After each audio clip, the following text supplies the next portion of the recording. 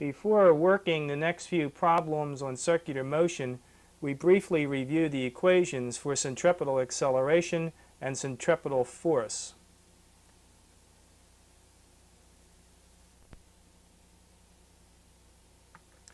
Consider the motion of an object moving in a circular path at constant speed. An object such as a space shuttle, a shuttle of mass m moving with speed v in a circle of radius r. We look at the space shuttle at two different positions here, an initial position and a final position. The speed v remains the same when it moves from one position to the other, but the velocity changes since the direction changes. If we find the change in velocity by subtracting the initial velocity from the final velocity, the vector representing the change in velocity we can see here points roughly towards the center of the circular motion. Acceleration is defined as change in velocity over the time for the change. If we let delta t be the time that it takes the velocity to change in moving from its initial to its final position, that acceleration can be shown to be v squared divided by r. If you'd like a proof of this, check your textbook. The direction of this acceleration is towards the center of the circle, and this is a so-called centripetal acceleration. Newton's second law says that force is equal to mass multiplied by acceleration.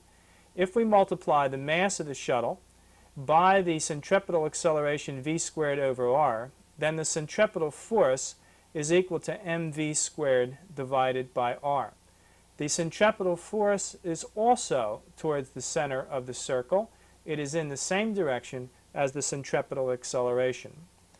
Problem number 5 is an example of using this equation. Problem 5 reads, what is the speed of a space shuttle in a circular orbit 1,000 kilometers above the Earth's surface?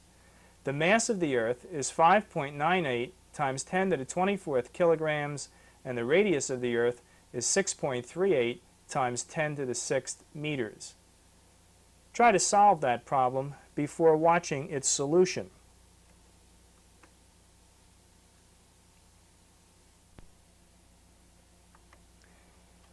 Our problem is to find the speed of the space shuttle.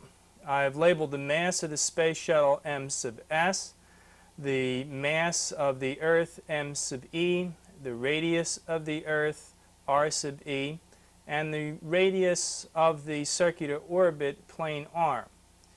The force on the shuttle acting towards the center of the circular motion I've labeled F. The centripetal force on the shuttle is equal to the mass of the shuttle times v squared divided by r. That centripetal force is provided by the force of gravity.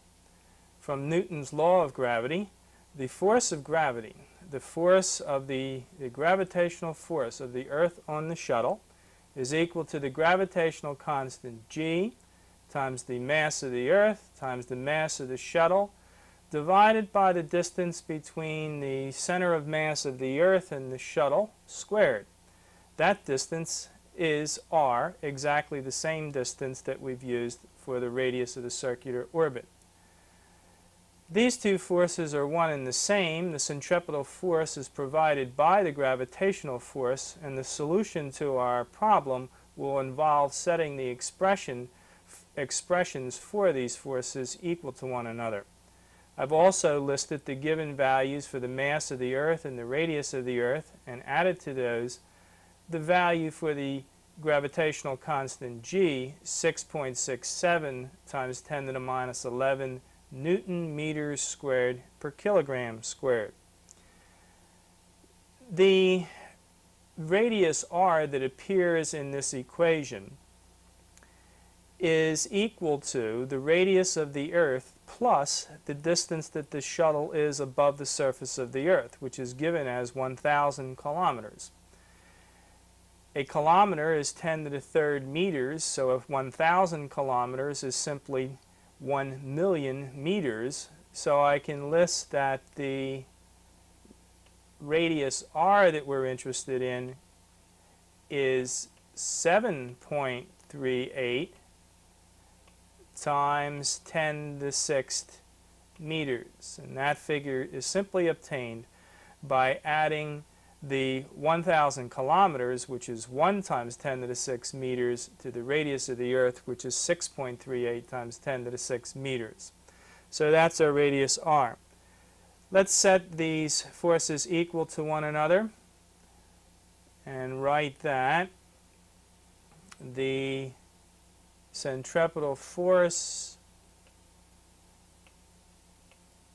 is equal to the gravitational force G, mass of Earth, mass of shuttle, divided by r squared. The mass of the shuttle appears on both sides of this equation and can be canceled out. We have an r in the denominator in the left, and we have r squared in the denominator on the right, so we can cancel out the r and one of the r's here, and we're left with v squared is equal to g times the mass of the Earth divided by r.